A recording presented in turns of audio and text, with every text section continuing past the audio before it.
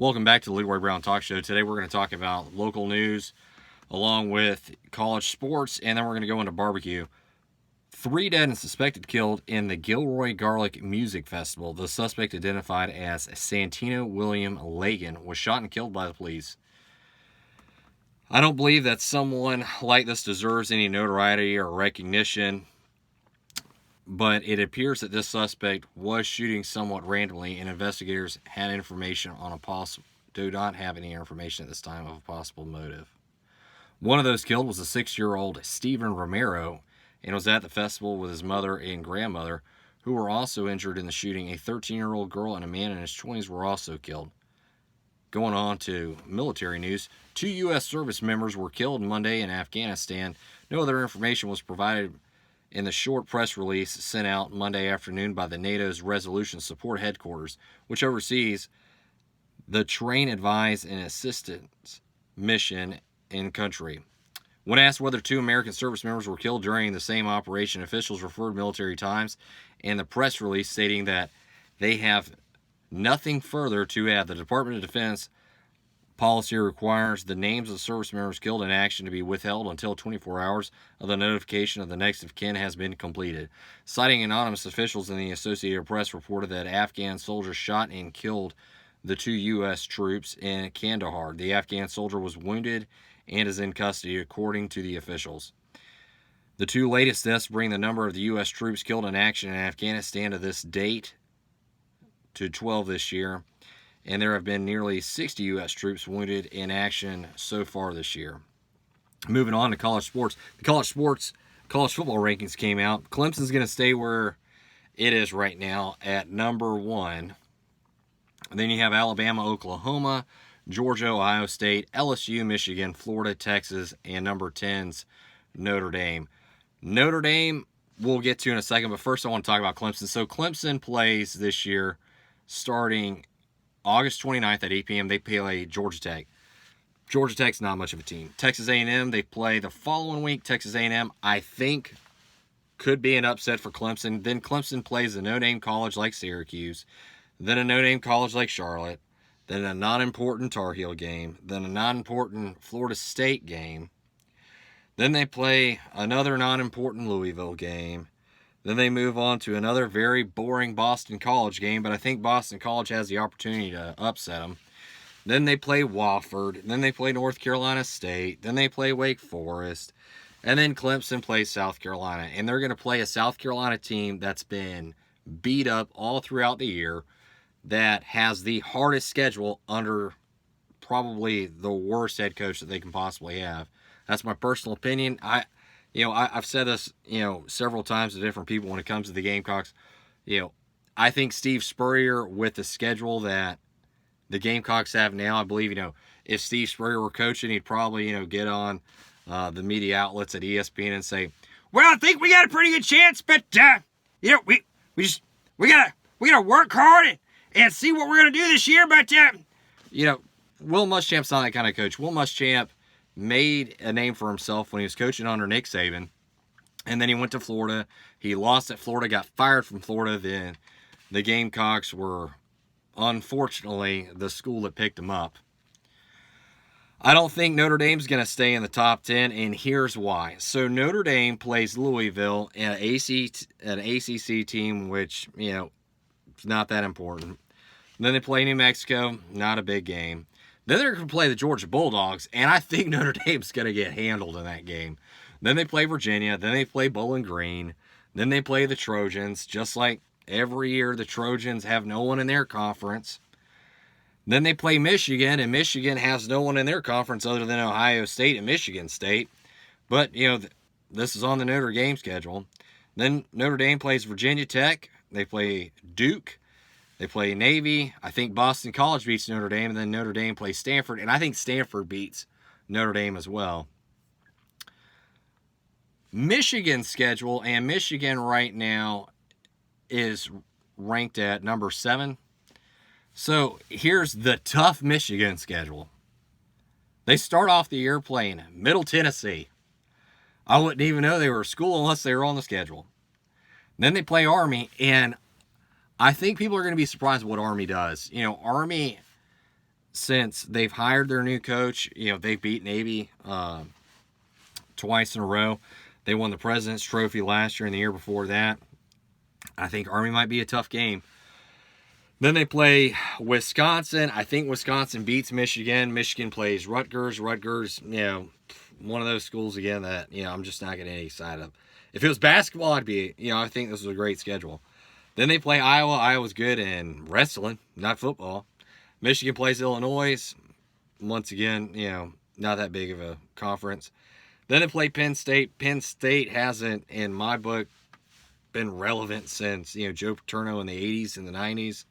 So, I'm not going to get excited. Then they play, a boring game against Notre Dame. I think, Notre Dame probably beats Michigan. Then Michigan plays another boring ACC team, Maryland. Then they play Michigan State. They play Michigan versus Indiana, and then Ohio State. I think Ohio State beats Michigan. I just don't think it's going to be that spectacular. But we're going to move on to barbecue, and, I'm just going to zim through these. So, Texas barbecue came out of the top 10 places to go eat barbecue in Texas. Now, I actually grew up in Texas, and I used to work at this barbecue place called Spring Creek Barbecue, and, I started this job. I was a bus boy. Then I went from bus boy to doing dishes to working cash register, to fixing potatoes. Then I got to work on the pit crew, and then they send you to this Texas barbecue class that makes you a certified pit master, which I don't think there's really, anything too important there. But you do learn the arts of barbecue in the state of Texas, and moving to the southeast. When I have brisket, I actually get annoyed about having brisket down south, because most of the people in the south, when they cook a brisket, it's either super moist like a roast, or it's smoked to where it's like a leather shoe, and they don't really understand the art of cooking brisket. And the way you cook a brisket, the further up you go in the state, you're going to have your tomato base or ketchup base with salt and pepper seasoning doused over it. And then the further towards the west you go, you're going to get more of that mustard with salt and pepper. But my honest opinion, I think the best brisket's just kosher salt, black seasoned pepper. You cake it on there, you smoke it for 12 hours, you make sure it's at 280 degrees at a 12-hour base. You take it out, it should have almost this char on the outside, and when you cut into it, you should have about probably 8 to 12 centimeters of a pink hue on the inside, and then it should still be moist, but not like roast moist. But, until people from the southeast start going to the Midwest and they experience what a true Texas brisket is, I just gotta keep making it at my house. But anyway, back to this list. So, they have Truth Barbecue out of Brenham, Texas, ranked number 10. Then they got Eve's Maze Pit Barbecue at number 9, and that's in Wolforth, Texas. Then they have McIlwaite Crafts Meats in Austin, Texas. Then they have Corkscrew Barbecue in Spring, Texas. Tate Haas Chocolate Craftery in Tumble, Texas.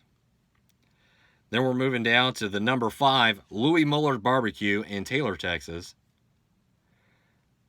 Bodacious Barbecue in Longview, Texas. Cattle Neck Barbecue in Dallas, Texas. I've actually had their barbecue. It's pretty good. So then number 2 would be Franklin Barbecue in Austin, Texas. I'm not gonna sit here and say that I think everything that he does is great, but when it comes to brisket and when it comes to smoked sausage, Franklin Barbecue makes it the way Texas barbecue should be made. And I think the fact that they're ranked number 2 is just blasphemy. They should be ranked number 1. But number 1 is in Lexington, Texas, and it's Snow's Barbecue. I don't know anything about them, so I'm not going to say their barbecue's not good. But Frank's, if you're watching and you want to sponsor Leroy Brown, be sure to send me some free barbecue. Maybe a Frank's hat or a Frank's t-shirt. Southern Living also came out with the best barbecue spots in the Southeast. Number 1 is Southern Soul Barbecue in St. Simons Island, Georgia. Number 2 is in Lexington, North Carolina, named Lexington BBQ. Number 3 is Four River Smokehouse in Winter Park, Florida. Number 4 is Dreamland Barbecue in Tuscaloosa, Alabama. Number 5 is Max Barbecue. And I'm going to probably murder this. It's Skiatook, Oklahoma. Number 6 is Fox Bros Barbecue in Atlanta, Georgia. Number 7, I was just talking about Frank's Barbecue. Number 7 is Frank's Barbecue, again in Austin, Texas. Number 8 is Salt Lake Barbecue, Driftwood, Texas. Number 9 is Greenville, North Carolina, B's Barbecue. Number 10 is Central Barbecue in Memphis, Tennessee. Now, I really don't like it when Southern Living does these, these big names like this, because you take away from restaurants that I truly do believe are just great places. And the longer I've lived in South Carolina, I've got to, I've done the traditional South Carolina barbecue. And so I've gone to Shealy's. Shealy's has great barbecue. I wouldn't say they're in my top 10 of Southern pulled pork barbecue. Then I've gone to Heights. Heights is more of a mustard. If you're into mustard, Heights is a good place to go. But the best overall, like if you're going to go to the Daytona 500, Southern 500, and you're in the Darlington, Florence area, there's this restaurant. It's more of a hole in the wall. And you're not going to know it because it's in the small town called Lamar, South Carolina. And this place is, I believe I'm saying it right, it's Bernard's Cafe. And they have some of the best hash I've ever had in my life.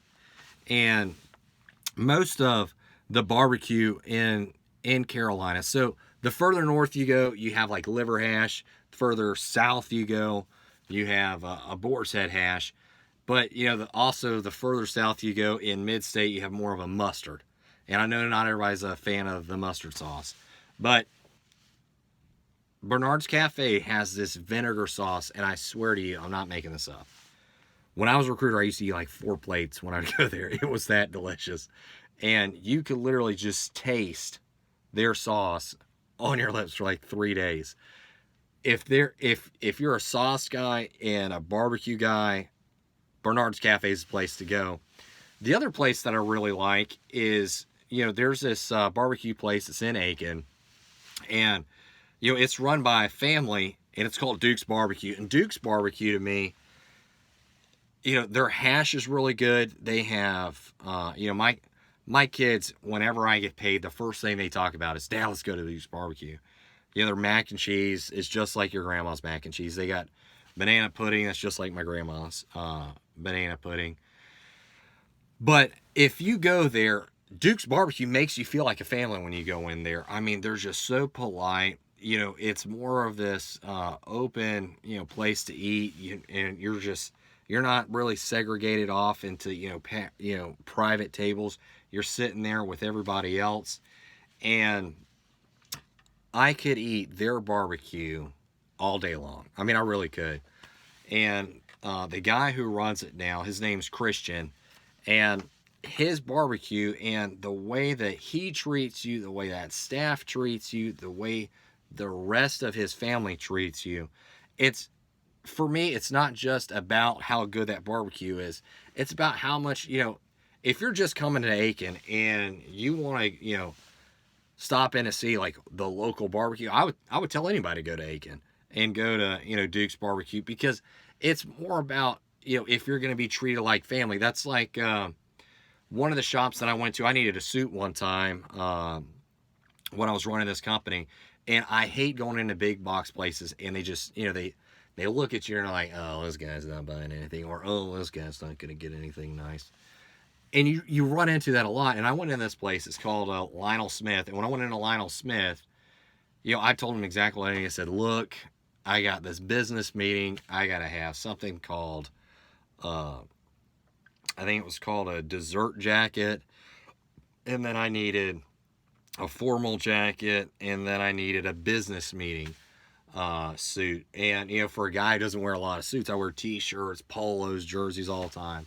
But every once in a while, I gotta, kiss the bigwigs that, write me checks. So, I had to, dress the part. And I went in there and I said, look, I got military service boots. I have tennis shoes.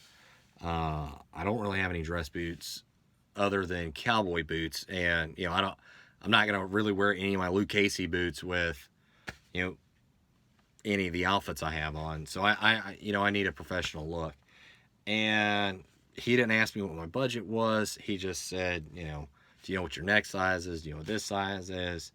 And, I did give him a roundabout of where I wanted to stay. And I got everything, tailored there, him there for me. I picked it up like within 2 days. But they treated me like I belonged in that store instead of just looking at me with, oh, this guy's got a bunch of tattoos, he's got a beard on his face, And, in today's day and age, you'd be surprised just how far, when you make somebody feel like family versus, making them feel like they're just absolute garbage, how far that goes in my book. And, that goes back to restaurants, like Duke's BBQ. Duke's BBQ, you can go in there, and if you've never had hash, and you go in there and say, hey, I want to try something called hash, they're going to explain to you, this is what it's about. This is what it tastes like. This is what it should taste like. And, for everybody that's come into, that travels as much as I do, it's always nice to be able to look back and go, okay, well, if I go here, I'm not going to, look out of place. But I see a couple of you guys are commenting on the shirt. So the shirt says Sons of Democracy. It's a play on the Sons of Anarchy. If you like this shirt, you can go to allamericanunited.com and you can order one from them. It's a veteran-owned and operated company. I think they're also doing an MC. I don't know anything about that, but I think they're doing like a motorcycle club that's truly just, for veterans. And, that's enough about that. But if you guys are still interested, I think it's, let me check my schedule real quick. So on August 10th, we'll be at Tim's Harley Davidson doing a radio show with 92.9 The Soul Mine. And we'll be out there, and, we're going to have a couple of things to give out. Like, I believe we have a Georgia Bulldogs jersey. We now have the Clemson purple jersey to give a Clemson fan.